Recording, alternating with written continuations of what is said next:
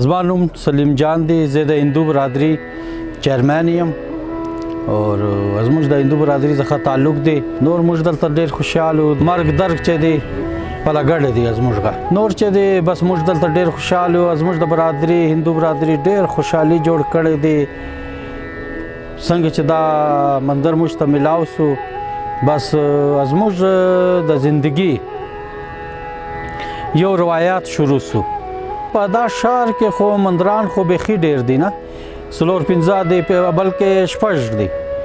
نو مخکې خو ډېر هندوان وو دلته، لیکن قیام پاکستان کې بس دوی لاړې هجرت وکړې په انډیا ته لاړې، لیکن موږ پاتې سوي وو. موږ پاکستان ملګري وو، د پاکستان سره وفا کو، وفادار یو. موږ زموږ نیکه دلته پات سو یې موږ به پاکستاني یو.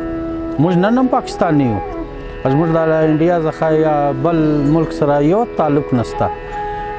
نو دغه ځکه دی زموږ نور په پنجاب لا سند لا بل شهر کې زموږ یو انچ ځکه نشته.